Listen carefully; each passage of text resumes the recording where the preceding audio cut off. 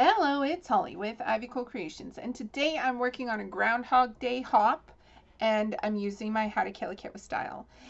And the Groundhog Day hop has been happening for the last, I think this is year number 4, and I've been doing it for 3 years because I missed out on the first year. I didn't know it was happening.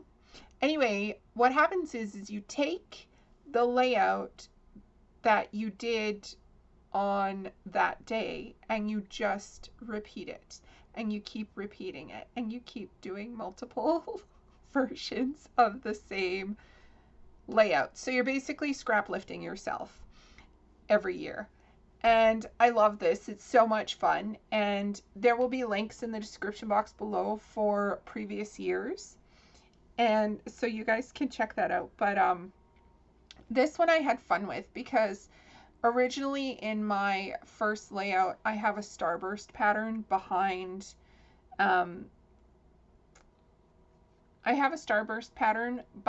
my photo. And so I wanted to do the same idea, obviously, but I wanted to change it because I've been doing this, like I've done this layout 4 times now. So I wanted to change it. And what I did was I had these pieces from the 49er Market chipboard thing, the chipboard collection that I had out of my kit. And I decided I wanted to use the inside pieces. So I went and I pulled all of these chipboard pieces and I just painted them. So I used mustard seed, crackling campfire, peacock feather, and rustic wilderness for my distress inks to get the color on here. I did not use gesso or anything like that. And then I just glued them down and put them in a starburst layout. I added some antique linen just because I had a couple pieces that were too white for what I wanted. I had white paper, so I didn't want white on white. I wanted it to be colorful. This is just a photo of my boy walking with his preschool class. That's it. But it's a cute picture and it's fall. So I think this is 2020 actually. Anyway, I wanted to have fun with these rub-ons. I have these rub-ons and it's a fall collection of rub-ons. And so I decided, you know what? We're just going to go with it. We're going to use all the things all at the same time and stick them all on the layout and see what happens. I was going to use mixed media, but then I saw the rub-ons and I was like, oh, I have all these. I will use these up. Now these aren't part of my kit, but they kind of are because I do want to use them up as well. I've had them for a few years, like maybe 3 or 4. It's definitely not the oldest stuff in my stash. But these are 49er Market and they are autumn something. I take all of my rub-ons out and I group them with like and like. So I'll put everything that has words on it in one package and everything that's just paint splatter in another. So I don't have the titles for things anymore, obviously.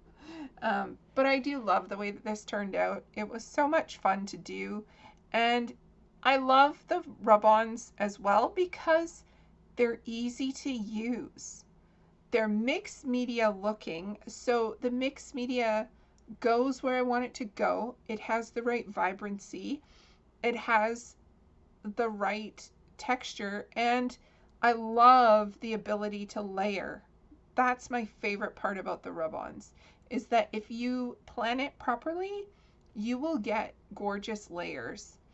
And that makes me so happy because then I can actually like get things on the page and they make sense.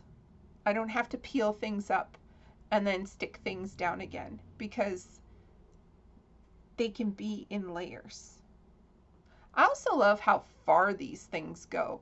Like, I just had a few little pieces and I've done a whole layout practically.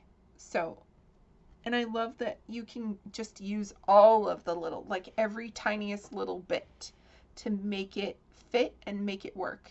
I love it. Because I will often have like little dots or little splatters of things and I'll go back over and put them in different places. I also love that I can like cut them apart, cut them up, and use them in all sorts of places. They don't have to be the way that they are on the page. For example, my title had those brackets on the word exploring, and I cut the brackets off because I didn't want them on there. I ended up using it in a different spot. So I just loved the way that this came together. And then for my other layouts, my previous layouts, I put, usually it's just ephemera or stickers or what have you in a whole entire space and just filled it with ephemera. This time I filled it with all of the words. I just put words in this space and filled it all up. And I love it. This one was so much fun to do. I got to put everything together like a puzzle and just stick it all down. And this one makes me so happy. I'm so excited for this. So this is just me basically rubbing rub-ons on all over the place and filling the gaps with all of the little tiny splatter bits. And this is like the easiest way to do a layout that I've ever done, other than just sticking paper down. And that's the great thing too, is that this one requires no paper. There is no paper in this layout other than the paper that it's on. But it's so much fun. I just love the way that this turned out. It's one of my favorites. I actually might even frame this and put it on my wall. I did have to go through and find some word phrases just to go over top of this red splatter that I have up in the corner, and I thought the brown would work best, just because it is a dark red and it's got text on it, like scripty text. So I wanted to have something that you could actually see on top of it. That's one of the problems with the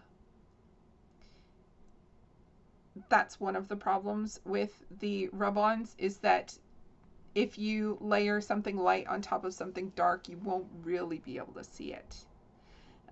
But this one was just so much fun. And I didn't have to use splatterings or anything like that because it already came that way. It makes me so happy. So happy.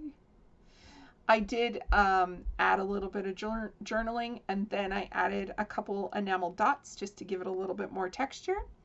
And that's about it. So please don't forget to check out the description box below for everyone who's playing along with Groundhog Day and How to Kill a Cat with Style. And thank you so much for spending your time with me today.